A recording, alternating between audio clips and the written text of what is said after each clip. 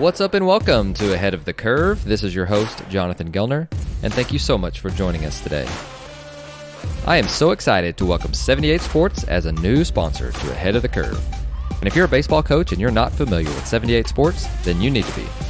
The guys at 78 Sports are a full design, supply, and installation team that does it all for baseball coaches and facilities. Whether you're looking for new hitting mats, replace some L screens, or put up a new batting cage, or even design a brand new indoor facility, the 78 Sports team has you covered for it all. As an exclusive offer for our podcast listeners, 78 Sports is offering special pricing on your order when you mention Ahead of the Curve. Give them a call today at 844-478-TURF to get your order started. You can also check them out on their website at 78sports.com. That's SEVENTY, the number 8, Burk. Evan, welcome to the show. Jonathan, great to be here and excited to chat with you today. Definitely. Well, I can't remember how we got in touch, but since then I've been maybe one of your biggest fans on social media, and I've been binging your podcast, which I definitely will put in the contact section below.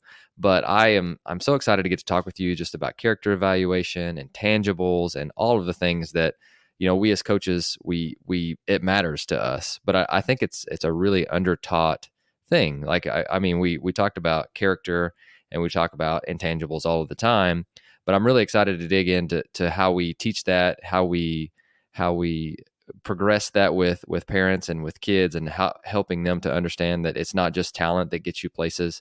And so I'm just really excited to talk about that. But tell us a little bit about why and how this became such an important topic for you. Yeah, sure thing.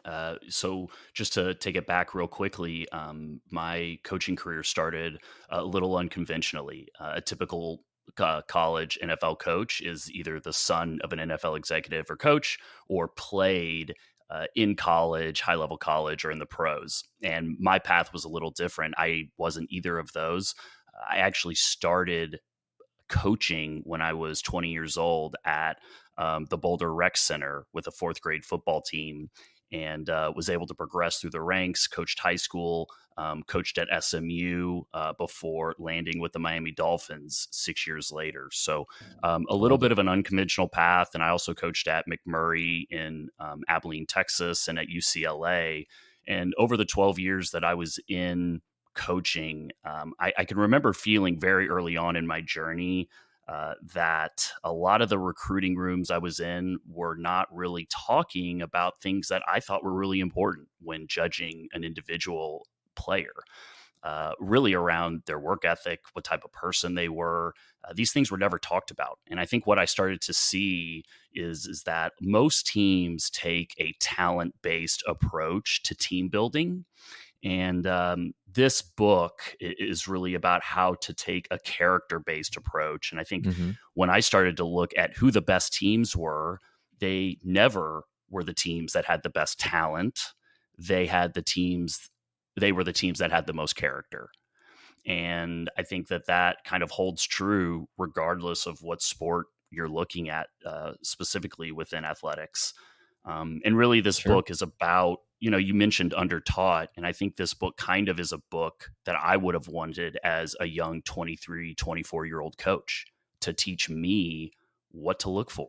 What type of questions do I ask? Like, who am I talking to when I go into a high school? Judging talent is the easy part of the evaluation process. Like the best teams, the best organizations create their competitive advantage through their character assessment and evaluation of players. And I just started to see that time and time again as I progressed through my coaching career. The best coaches I was around thought the same way about how they evaluated talent. And that was really the genesis of this book. I did my master's thesis on talent acquisition within college athletics at SMU. And from that study, this book kind of gradually evolved and is really a culmination of the last 20 years of my career.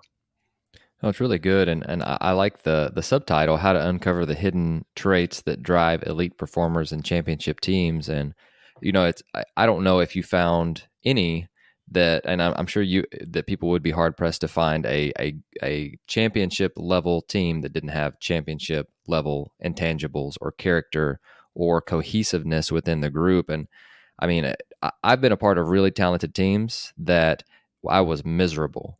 And I've been a part of really not great teams, but great people and great students, great players, like character wise. And it was a joy to go to work every single day. And I don't know, were you able to find any like examples of, and I'm sure there would be the outliers, but any outliers on that of, because when people talk about, championship teams, they talk about the team chemistry factors that go into it. Were there any that came up that it was like, no, like nothing of that came up and this was a complete outlier? Because it would, for me, it would be hard pressed to even find a championship level team that was like that.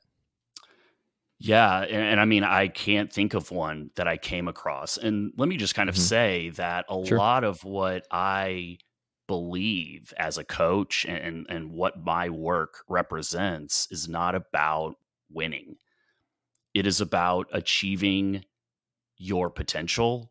It is about achieving personal excellence. It is about achieving team excellence and not defining those in terms of points scored or winning a game. And I think that came from just my own experience as a coach. And if you look at the teams that do it the right way, of course, we all understand we live in a results oriented world.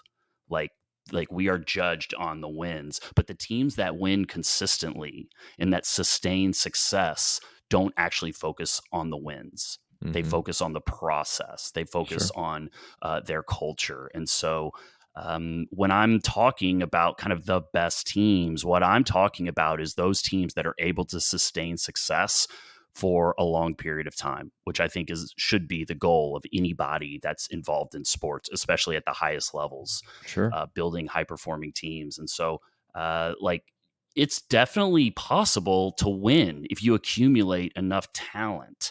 But if you are neglecting the character side, or you're just accumulating talent without a care for who is on your team, like that does not sustain success. And a lot of teams, the one that I'm thinking of in particular is Nick Saban with the Alabama football team.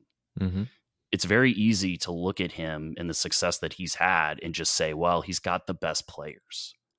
But there's a certain discipline to the way that Nick Saban and his staff recruit and evaluate talent and build their team. Sure. And, there was a story a few years ago. It's the number one defensive lineman in the nation on their campus and felt he needed to lose weight, telling him repeatedly throughout the recruiting process he needed to lose weight. And Nick Saban asked him point blank, what do you think you need to do to become a better player? And the player couldn't think of anything. After this, 3-day weekend where they had basically just hammered home that he needs to lose weight if he wants to become a great player. And they passed on that guy. And a lot of coaches would not do that. And you can say, well, Nick Saban's got so many lined up. And it's like, Nick Saban does not have success just because he's got them, quote unquote, lined up. Sure. He picks the right players. And I think that's the thing that people overlook a lot of times when we're thinking about building teams, is they think about it in terms of accumulating talent. And what it's really about is picking the right players for your team and the culture you're trying to build.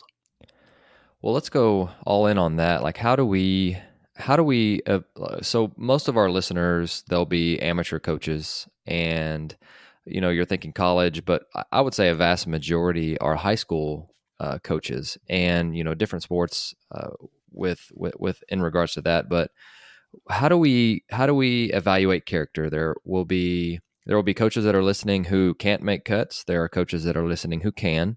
And just getting an overall feel of, like, we can't choose all of our players. We, in a sense, we are getting, what we get that's within the school system and who wants to come play, for us. So how do we help with the character evaluation piece in regards to like high school coaches? Yeah, certainly. That's interesting because I think that it's a much more challenging job, right? Like you have to get what you are given, and you have to turn it into, like you were saying, the type of play that you want to have on the field and the type of culture. Mm-hmm. So a lot of that probably has to do with who you quote unquote promote on the team, and who you kind of show the team, like who they can trust. And I think like when it comes to that, I think, specifically looking at like the character traits, obviously it's hard to tell from just a 20-minute conversation with somebody. But there are certain things that you can do in terms of talking to an individual, and just simple things that you can kind of notice. So, for instance, when they come out to the practice field, are they engaging with their teammates? I would look at things like how are they engaging, not the coaching staff, but how do they engage the athletic trainers? How do they engage maybe the parents that are watching practice? How are they engaging the people around the program that have Mm-hmm. no influence over how much they play? Okay. Those are the type of things that you're looking for when it comes down to the character evaluation, to kind of start telling you about those people. And then, practice and interaction with teammates is huge. Like, what is their mindset going into a practice? You can kind of tell somebody that is very competitive and where that sport is important to them by the way that they maybe warm up for that practice, or watching them practice, versus somebody who maybe doesn't care as much, or maybe is just like slightly aloof in their warm up, or in the Sure. seriousness that they take to practice. Mm-hmm. And obviously, when it comes to evaluation and you're selecting people, you have to weigh all these things. That's why you're Right. collecting this information. And I think, for the coaches out there, these are just things that you can kind of use to pick up on, who on your team has that type of character. And then, I guess for me as a coach, I would be thinking like, what role am I going to try and put them in? Mm-hmm. Right. So it becomes about where players fit on the team, because, using football as an example, I have the firm belief that the quarterback of a football team has to be, without question, the hardest worker on the football team, without question. So I don't want somebody as the quarterback of my team that doesn't fully represent the hard work that we're going to need, and the character that we're trying to promote, the culture that we're trying to promote on the Mm-hmm. team. Sure. But like that other person, he could be a receiver or a linebacker or a safety or something else that doesn't have such a prominent position on the team. Mm-hmm. Because then when you start to put people with questionable character in positions where they have influence over everybody, and you don't have a choice whether you could just cut them or let them transfer. Right. Sure. Now you're kind of letting them run the team, and those are tough decisions to make. I'm fully aware of that. No doubt. And, we, the high school that I'm at, we have tryouts, and I've been at a couple different high schools now where you do.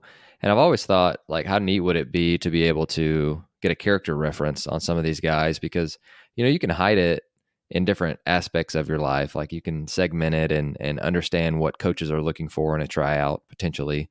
But when you get, teachers involved, like, hey, how was this kid in class? How did they act? Principals. And then, one of the things, like, I had a couple of cheer girl candidates in class, and their cheer head coach would send, or the kids would send an email that said, hey, would you fill this out for my coach? And it was, questions about their character, how did they act in class? And it was a rating system. It was, getting their grades. And I really enjoy it. Or is there anything that we should be concerned about with this student, or leadership capabilities? And there were about 5 or 6 questions, which took probably 45 seconds to a minute to fill out. But I was always like, oh wow, like if their teachers are being honest, this could be a great evaluation tool as well.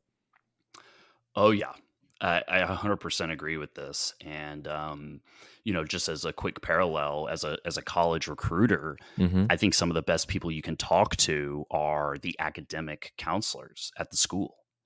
Because Mm-hmm. in a sense, as a college recruiter, I know what the coach is going to tell me. The Sure. coach is going to tell me this person is such a hard worker and Right. like they're great, but they benefit from having a let's just say in this case, like a Division I recruited player. They're going to tell me what they think I want to hear.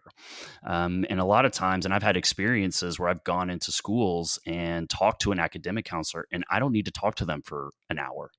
I literally, all I need to say is, "Oh, you work with Jonathan? Oh, you've worked with him for the last 2 years. Has he been challenging at all?" Mm-hmm. I can remember one case recruiting a very talented player. I had never met him, and I went into the school, and before I even went to the coach, I went to the academic counselor, and I asked her that question, and she paused, and she was like, Oh man. "Jonathan is challenging." Mm.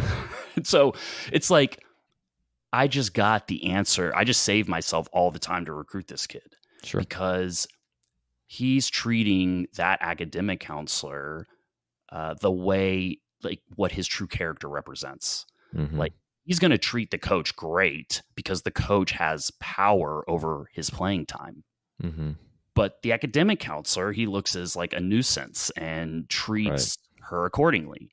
And so what do I think is going to happen if I recruit this individual, who, by the way, would have been, I mean, he was better than a lot of the players we already had on the team. What's going to happen when I recruit this individual to our school, and now I've got to deal with him as the receivers coach, right? Mm-hmm. Like, I don't want that. And like, to a greater extent, if I'm a head coach, I don't want that on my team. There are certain exceptions that we make and that we have to make, especially in the high performance business. But it's just kind of knowing when to make those exceptions or when to take those risks.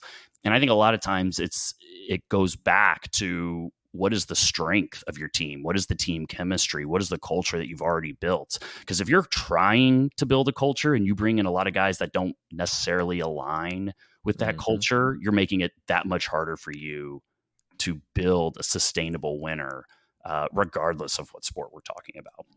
Sure. No, that's a great point. And one of my favorite things that you have talked about, and that's the talent paradox. And so go ahead and like drop your quote on the talent paradox, how you came up with it. But the first time you said it, it just, like, I had to pause the podcast and think about it. And I was like, that is extremely good. So this might be a moment for our listeners, but tell us a little bit about that and drop that for us. And how did that come about? Yeah. The talent paradox. Talent is essential to success, but success is not determined by talent. And this was just kind of a combination of the research and the writing that I was doing as I was putting this book together. And I was thinking in my head, like, how can I convey everything that I want this book to stand for in one sentence? And I think it's just fair to point out, with the talent paradox, like, I am not trying to advocate a full 100% evaluation on character without taking in the evaluation of the talent. Like, the reality of performing in highly competitive environments is that you need talent to be successful. Sure. But I think where a lot of people go wrong, and especially people that build teams, is they think it's all about the talent. They think it's 80% talent and then 20% culture. And the really great coaches, I'm talking like the guys I was studying, Greg Popovich, Steve Kerr, Bill Belichick, Nick Saban, David Shaw, like, these guys, they know that they don't win because of the talent. They win because of the collective character of the individuals in their locker rooms. And so that was really kind of the genesis of the talent paradox, and just acknowledging, yes, you need talent, but also finding a way to convey in very simple form that, like, your success is not determined by your talent. It is determined by all of these other hidden traits, these characteristics that make up a person. And when you're talking about a group collective, end up making what your team culture is. And a lot of people use the word culture, and I've seen it in coaches I've worked with, that, we all love to say the word culture, but we don't actually define it, or we don't actually hold ourselves as team builders to that code. And I think what this book truly represents, again, I was writing it from a coach's perspective. It's really a book about how do you build winning culture without using the word culture. And so it's kind of reverse engineering What Mm-hmm. type of team do we want to be? And then going out and acquiring the individuals that are going to help us create that team culture. Sure. And I think that's just something I saw time and time again in my career, was pointing at phrases on the wall and thinking that that's culture. And I think really what it comes down to is your people become your culture.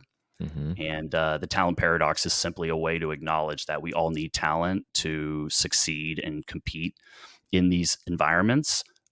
But our success is not determined by our talent. It is determined by the hidden traits and intangibles that we possess. I really like that. And I've got a much less eloquent way and story of actually talking about that same thing. So we've got a player on our team, and he's a like grinder kid that he actually dislocated his knee in the semifinals and went on to catch that game and the next game.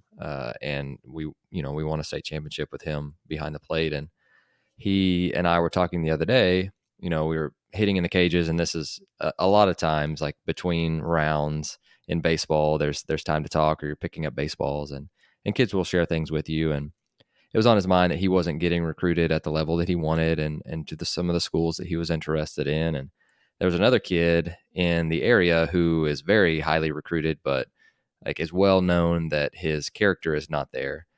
And so I talked with him about, unfortunately, there's, and I called it the talent and turd scale. And I said, when you're extremely talented and you're just enough of a turd to where they could want you, then there's going to be things that can slip and go through, unfortunately. I said, if you're a high character, high talent guy, then everyone wants you. But if you're a low talent and high turd, no one wants you. So you've got to understand that he's extremely talented. It's going to, if he continues down this path, it may catch up with him. But at this point in time, he's so talented that there will be guys that take risks on this kid. And so I called it the talent and turd scale. I don't know why. And it is, again, it's a very less eloquent way of saying that, but unfortunately that's true a lot. And you see those cases of, there are a few instances where the kid's correct and they get around a different group of people and they change.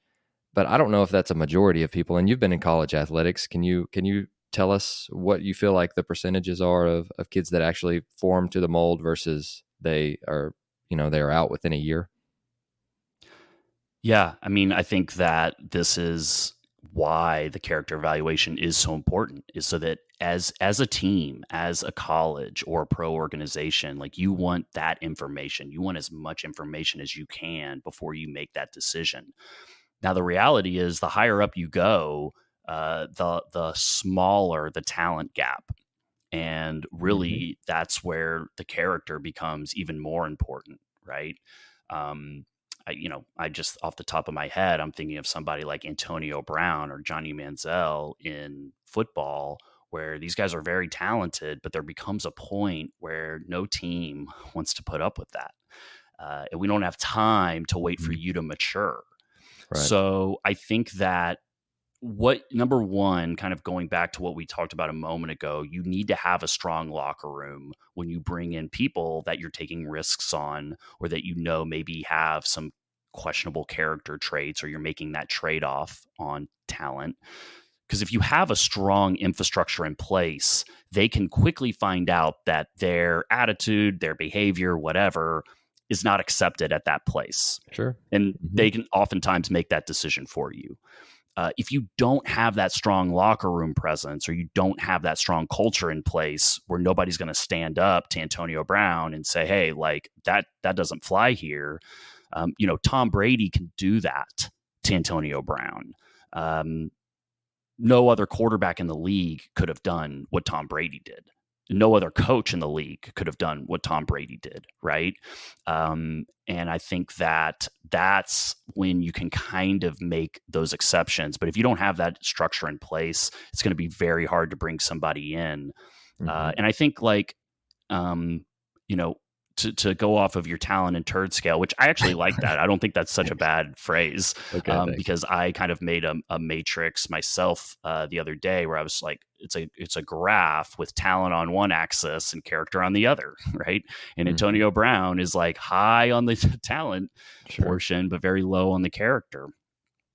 And I think that that's where you kind of have to have a good understanding of who you're bringing into your team, what their development profile is going to be like. And then, ultimately, this book is not 100% on how to get it right every single time. I think that anybody that is willing to be honest with you in terms of talent evaluation will tell you that.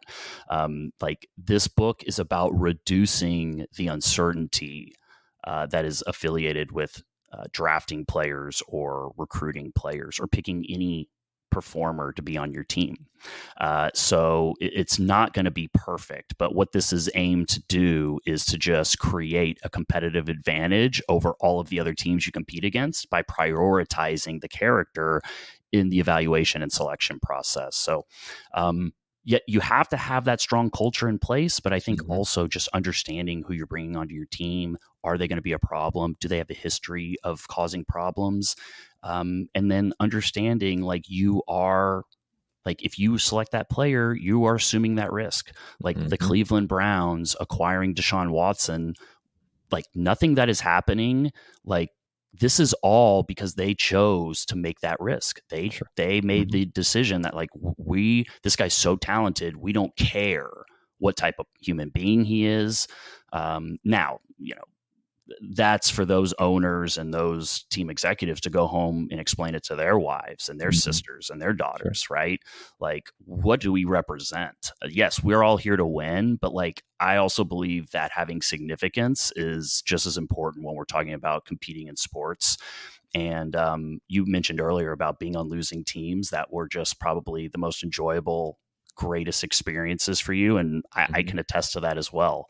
Unfortunately, through my career, I was part of several losing teams, and like, the best, oftentimes, yes, we're here to win, but, like, we created those bonds, that team chemistry that really kind of stood the test of time. Now, 15 years later, we didn't win, but, like, that's not what I think about when I think about those teams. So again, it goes back to what you're trying to create and whether you are willing to take that risk when weighing that character and taking people that don't fit the type of person and the type of character you want to build on your team. I love that. And, while you're talking about team chemistry, so what's a good way to, measure it or, reflect upon it? I'm say you're the head coach of a team. What are some different strategies that you would use besides a feeling? Because I think, team chemistry, you feel it when you're there. It's kind of like culture. Like you feel it. It's a belief. It's a behavior. It's an experience. And it's really hard to pinpoint one thing that leads to that. It's probably multifactorial. But are there different ways that we can measure team chemistry? And, if there are, what are they?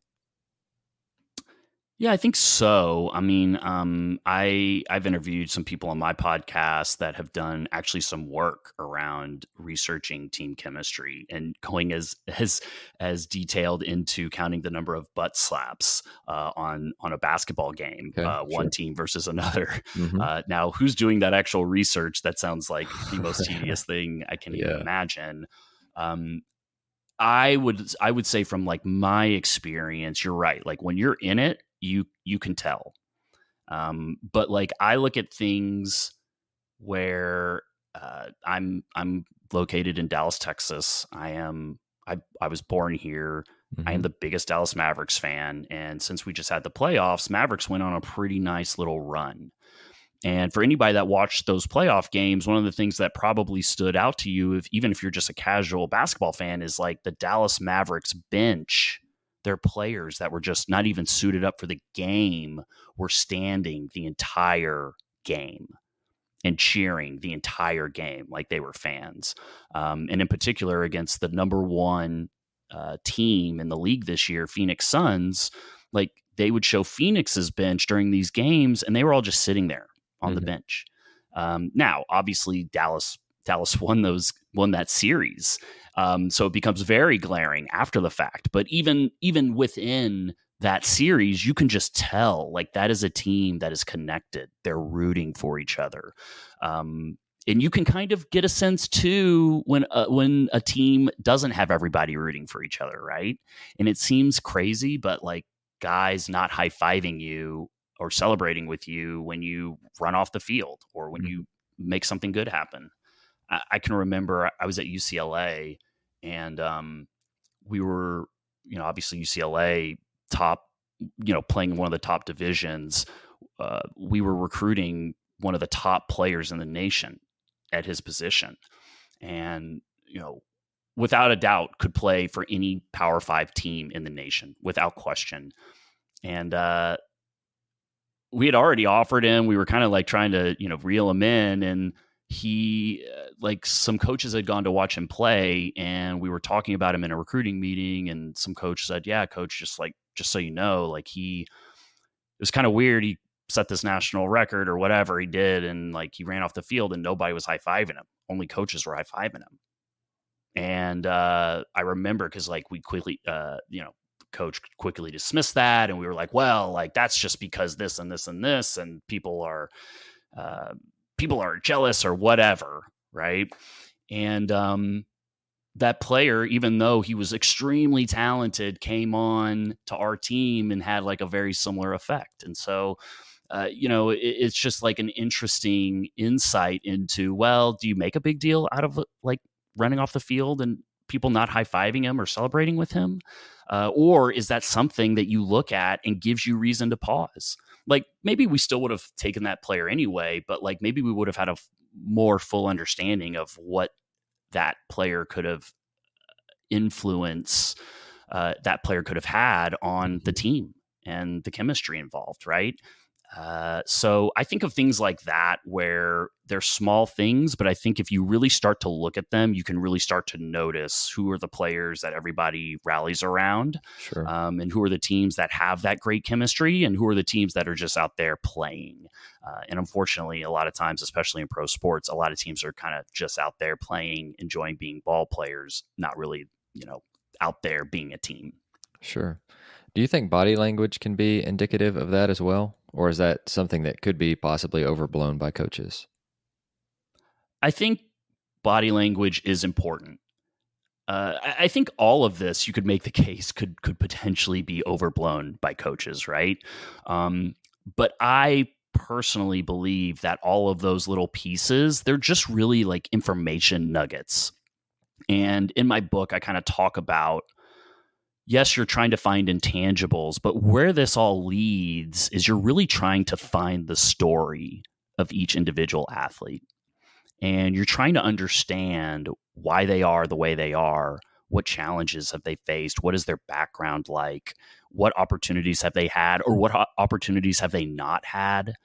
And so that is not done through one story or seeing a player run off a field and not get high-fived by teammates. Like, that's just a small piece of information that you're using to build the story of that player.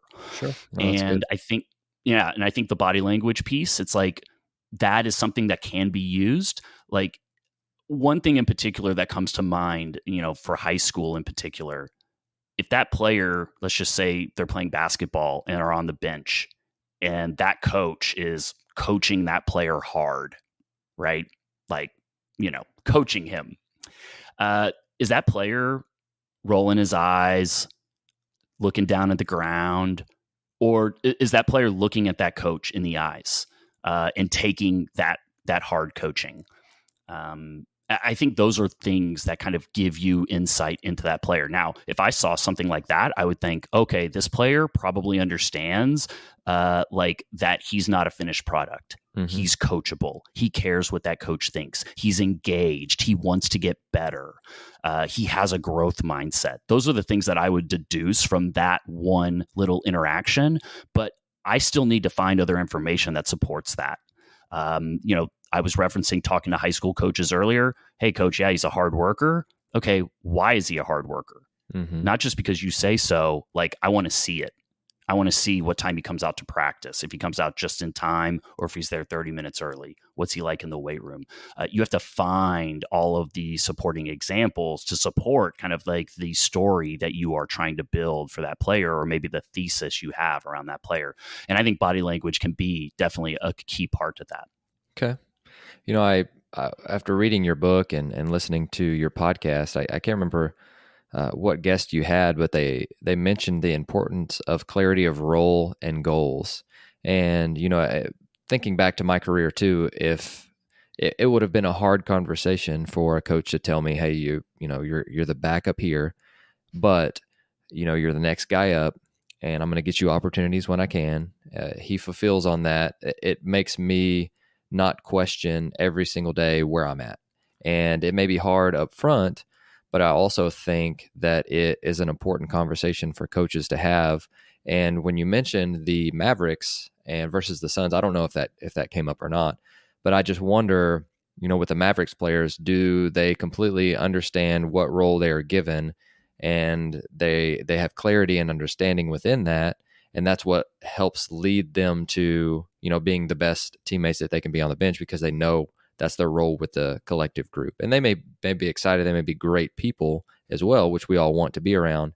But when I heard that, I was like, yes, that makes a ton of sense for me to just to understand, what is my role here? What are some things that I can do? What are some goals, if I'm not happy with it, that I can continue to strive towards, which would help with motivation, but also that team cohesion piece, that I'm not looking at this guy wondering why he's playing in front of me without any indication or help to get more playing time, if that makes sense.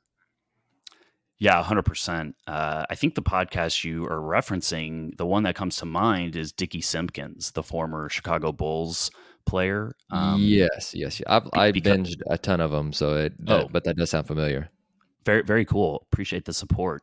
I loved that episode, partially because I grew up in the 90s, but we obviously watched all those Jordan Bulls teams, and Dickie was a part of the second three-peat as a young player. I think he was a rookie in 94, 95 when Jordan came back to the team, and he was talking about his role and how he knew that he wasn't going to play 40 minutes a game. Mm-hmm. And that was an adjustment, but he knew what was expected of him. And he I think in that episode too, he kind of elaborated that because of the way that he approached his role, regardless of how small or seemingly insignificant it was, Michael Jordan hired him when he went to go run the Wizards, because he knew the type of work ethic and the type of approach that Dickie took to the team concept. And so for anybody out there that wants to research the clarity of role piece, Steve Kerr is the person that I would go research. He has done an amazing job of defining roles, but also of keeping players engaged, Mm-hmm. which I think is a place that a lot of coaches fall short. And honestly, I fell short in that regard in my coaching career too. Steve Kerr is really great at finding 10 minutes for the 12th guy on the bench to play on a Tuesday night in Charlotte.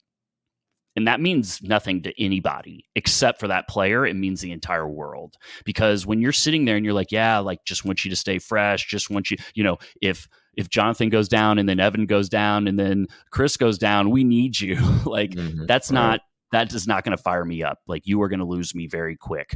And so getting everybody a role and making sure that not only you say that it's important to them, but you make them feel that it's important to them. Sometimes that might just be, if you're a redshirt player on a college team, you're there to be a hitting dummy. You're there to run the other team's offense that week. When we're talking about teams, I think that's really crucial. And then it says a lot about you too, and maybe even the team culture, and how your team accepts those roles.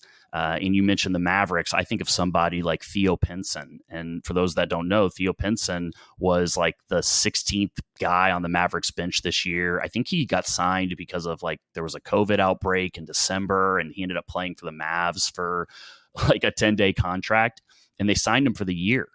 And if you go back and watch those playoff games, him and Tim Hardaway in their street clothes are standing the entire game. I mean, I'm getting goosebumps right now talking about it, partially because it's the Dallas Mavericks, but also because as a coach, as a sports nerd, that's what's great about team sports, right? It's pulling for the other guys. Tim Hardaway should be playing 39 minutes a game in the playoffs this year.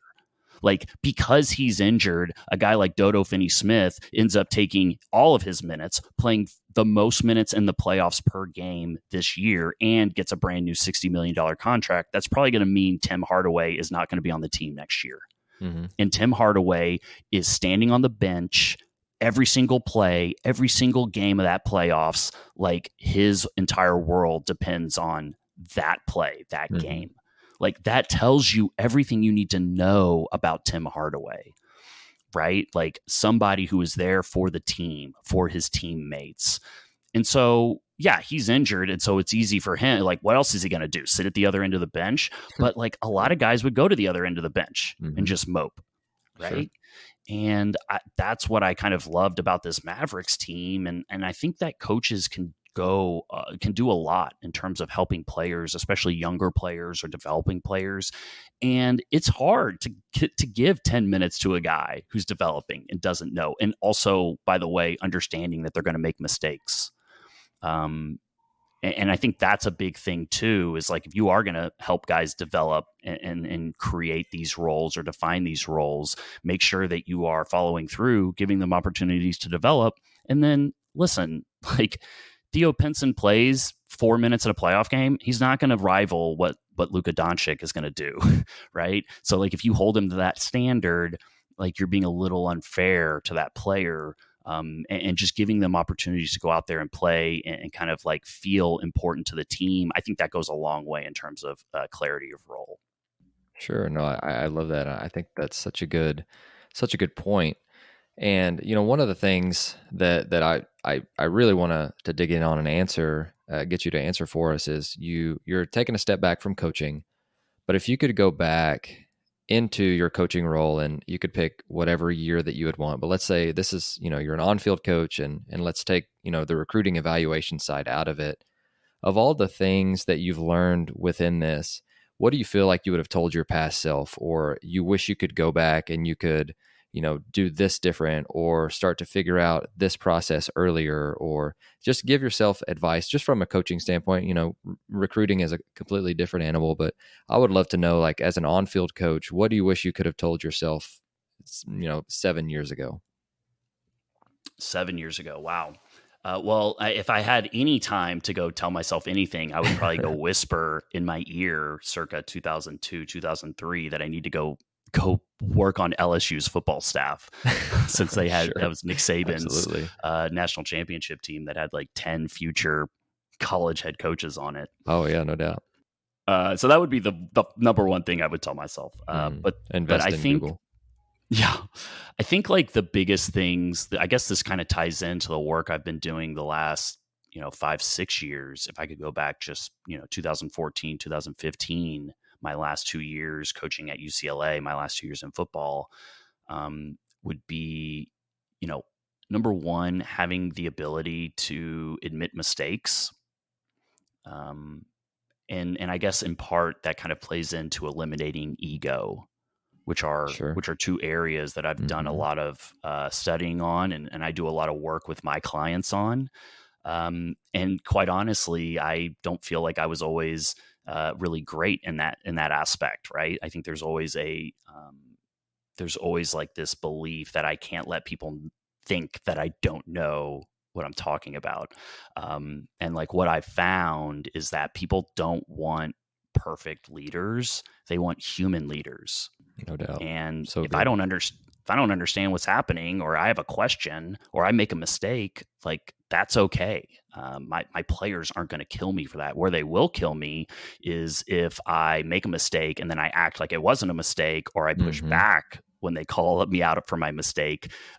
That's when you get exposed, and that's when you lose all of your credibility.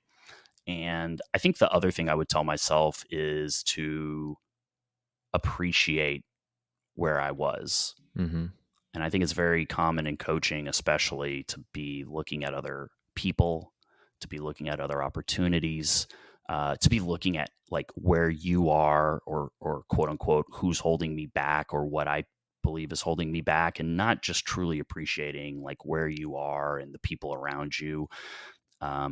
Those would be the two things I would probably encourage myself if I could go back. No, I love that. Those are so good. Some of the same ones that I'm working on as well. But I stumbled upon, well, I guess I stumbled upon, I read in your book, you talked about 6 top questions to ask to get to know a person's character and intangibles. I would love to, read one at a time, and then you can just give some insight into, why that one or why these 6 and why you think they're so powerful. If that's okay with you, would that be okay? Oh yeah, that sounds fun actually. I haven't Perfect. done that before, so would love to. Awesome. So question number 1 was, what's your greatest achievement? What insight does that give us into the players, and then how can we use that question to evaluate them? I think this question kind of speaks to how a person defines success for themselves. And where I think that, particularly in team building, where this kind of like starts to really help you understand that person, is what is their answer? Do they say something that is associated with themselves? Is it a personal achievement? Is it some type of individual glory? Like, when I was written about in the paper, or when I won this award? Or is it a team centered achievement? Is it about competing? Is it about being part of a team? I think that sometimes can really help you understand that mindset of that person. Again, all of this is just taken one piece at a time, and it doesn't mean if they say, "Oh yeah, this I was named all conference," that it means they're a selfish player. But that's a selfish answer, right? Like, I think anybody that has any type of individual success would acknowledge and understand that it's because of the people around them. So that would be an opportunity to kind of like dig further if they were to answer with an individual achievement, is maybe kind of like have them explain like the background to it, or why is that so important to you. Mm-hmm. If they say, oh, that was representative of my team, okay, they're kind of bringing it back to the team. But if they just say, I work so hard and I should be acknowledged for the greatness that I put on the field, they're kind of giving you a bit of a selfish answer. And if you're building a team, like, you want people that are going to do what's best for the team. And that's where this question kind of can help understand at least that mindset, help you better understand their team mindset. Oh, great answer. Question number 2, give an example of adversity that you've overcome and how you've pushed through it. I think, like, when we're really talking about like the evaluation process and character, individual, and intangibles, like, this is really at the heart of everything, is like failing, experiencing setbacks, challenges, and any type of adversity, and how people respond from that. And I think, there's examples all over sports in particular of how these things play out, right? And when we're talking about sports, we're really talking about a world and an environment that is all about random events and setbacks, right? So if we're thinking about like what constitutes success in sports, yeah, you can say talent, but like, it's not about talent. The teams that win and have success aren't the teams that are the most talented. It's the teams that get knocked down, that Mm-hmm. have the ability to improve and get better from being knocked down and get Mm-hmm. back up to face the next challenge or to face the same challenge, to be relentless in their approach of continuing to face that adversity or overcome that adversity. So I think, like, when you ask this question, this is really getting at the heart of, what that person's heart is. Like, what type of resiliency do they have? And a lot of times this comes from their passion to be a great teammate, or their passion to be great in their sport, or the importance that their sport takes within their life. So I think that this is really at the heart of everything that you're trying to find out, in particular, the resiliency. And you want to know, because sports in particular is all about random events and setbacks, you want to know, how is this person going to respond to those random events and setbacks, and also Mm-hmm. gives you an idea of like what they deem as to be adversity. One person's adversity is obviously going to be different from another person's adversity, but I think that kind of gives a little bit of a frame of reference as to what that person has been through and how they've pushed through. No, I love that. And, reading through some of these questions as this almost sounds just like the book, which I can always appreciate because I've got the questions here and you're talking. So right after the questions, which is another plug for this book, you've got the why and the dig further and some really good teachable moments. And this question, like this one hit me over the side of the head. So I'm going to skip to question number 4 because I think that this one is so good, and it's, what's the one thing that people commonly misunderstand about you? I think that question is so, so good. Yeah, I think this is it's a little kind of maybe second level or third level, whatever you want to say. I mean, it's just a little deeper than the typical conversations that, college coaches or evaluators have around a player. And I think that this can, number one, give a player maybe an opportunity to address some things that you've seen or maybe have questions on. And I think it kind of gets to the heart of just kind of, you want to learn as much as you can about this person. And a lot of times how they feel they are misunderstood can give you a good indication of what their own mindset is or how they view themselves. And I think that, at the end of the day, you're adding a person to your team. And so you want to understand the type of person that you're bringing onto your team. When we're making a selection, you are making a selection to be for someone to be in your life or your team's life for 10, 12 hours a day for every single day, right? If you're on a college or a pro team. And if you don't select that person, you're making the decision that they're not going to be a part of your life and your team 10 to 12 hours a day. And nobody really talks about that. So this question is really kind of like understanding, like, once we bring this person onto our team, who are we going to be dealing with? And I think it's just kind of a question that helps dig a little further into how they view themselves and how other people might view them, or how that person feels other people might view them. No, that's really, really good. So question number 5. Sorry, my book just closed on me. So this is an editable, an editable moment. Question number 5 is, what's the biggest mistake you've made? And, I wonder, can I ask this question with like below 18-year-old kids, or should I rephrase it? Or you think that it would be appropriate for, 15, 16-year-olds, or would I need to rephrase something like that? I don't. That's a good question. Is there something in particular you're thinking of? Like, why would you need to reframe that question to a younger player?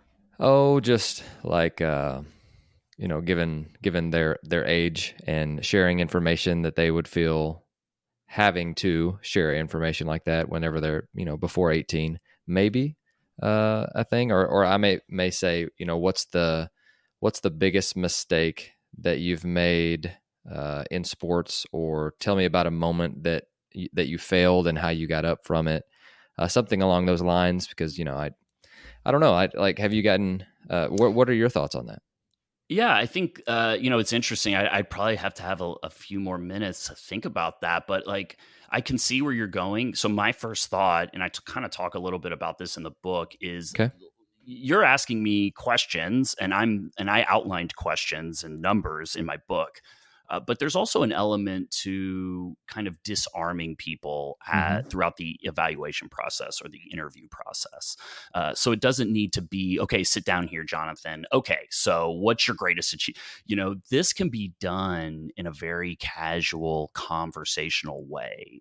Sure. And I think that's probably where a lot of the best answers or the truest answers could come from. So in the evaluation process, as you're having conversations with somebody, and especially if they're younger, maybe kind of prefacing it with acknowledging your own mistakes. And kind of or maybe, if I was in that position, I would have made so many mistakes. And trying to lead them down that path to see, do they understand when they make mistakes? Are they able to acknowledge their mistakes? Something I believe, and I've really kind of really come to believe this very strongly in the last year or so, the value of failure. and understanding, I think you were mentioning Josh Boyd when we had first connected, and I Mm-hmm. interviewed him on my podcast, and it was just an awesome conversation. And he was kind of describing um, just understanding how valuable having a setback is for a player, and the players that really have the best success are the players that understand that that's part of the process. And like specifically in baseball, it is a game of failure. Correct me if I'm wrong. I mean, I think that's a fair characterization, where if you are a Absolutely, for batter, sure. yeah. And I mean, so, this goes back to understanding what you're looking for in your players, understanding what wins in your sport. Because in baseball, regardless of how good a hitter you are, if you don't understand that failure is part of the game and you don't have that resiliency to like keep coming back, like that kid's probably never going to make it out of the minor leagues, regardless of how talented he or she is, right? And so I think that you want to try and just understand, does that player have a growth mindset?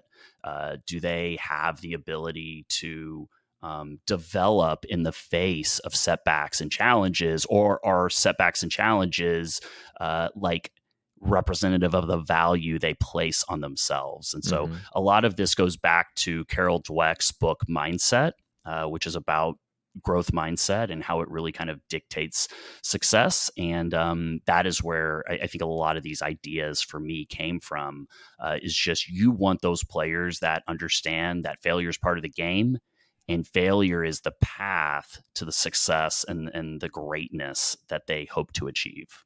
No doubt. Well, the last question that I have for you, which I think is a great disarming question, is, what questions do you have for me? And I think, like you mentioned it, doing it in a casual environment rather than when I've done it at like the end of practice and say, hey, does anyone have any questions? And everyone looks around and it's like no one has questions, but everyone has questions. They're just afraid to ask them. I love that one. I'm sure you've gotten similar responses based on the chuckle on your end, but I love that question too, and I think that that's a great disarming question, just to lower your defenses and get them to talking with you, especially one on one. Yes, totally. And I'm chuckling because I've made that same, Oh man, me too. mistake. Way too many Everybody's times. looking around. They're like, we're trying to get out of here, coach. Like, Hmm. if anybody asks you anything, we're going to go crazy. So I totally get that. And you're right. Like, the power can come in doing it in a very conversational way. I think, you know, a lot of people, everybody loves to talk about themselves. And I think like one of the things in coaching that I didn't understand till I was an older, more mature coach is to like give players an opportunity to share with me what's going on in their lives or what they're going through.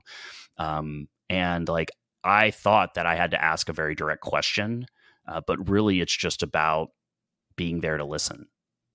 And this question in particular, asking them if they have questions, think of it from like a college recruiter's perspective.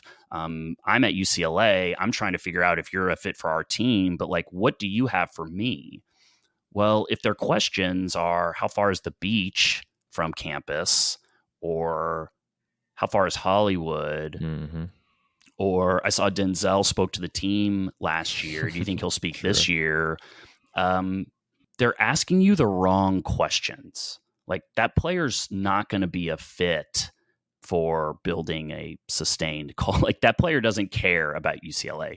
But if that player's saying, yeah, I don't have the same size as Anthony Barr, but like what ways did you guys develop him as he transitioned to running back that you can Hmm. help me develop? Like, that shows how they think about making this decision. That shows that their questions are all about, how am I going to get better? How am I going to fit on this team? Is Coach Burke the best person to develop me into the player Hmm. that I hope to become?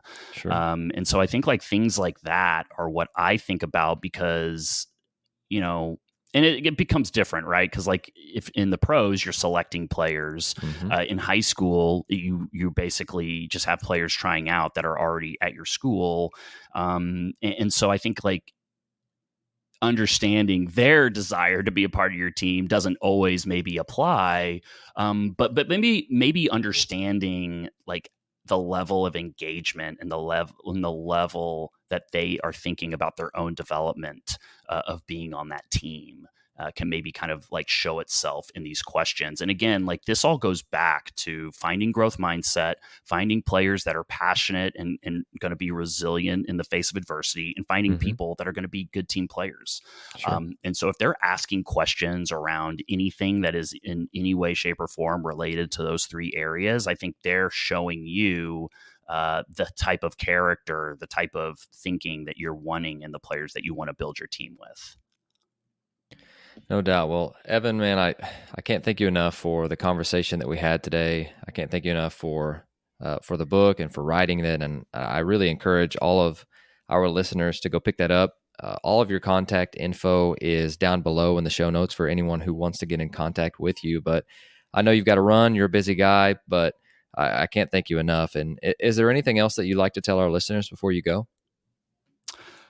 Just that if you're interested in the book, the title again is Finding Intangibles, and it can be found on Amazon. And I just want to thank you, man, for having me on. This was really enjoyable. You had sent me the questions, and I appreciate your care and forethought and just interest in the book. And this was really fun. So thank you for having me on the show, man. This was great. Thank you so much for listening to Ahead of the Curve. If you would do us a huge favor, leave a rating or review wherever you are listening. And if you enjoyed this episode, share it with someone and tag us on social media. That would help us so much with growing the show and helping others to stay ahead of the curve.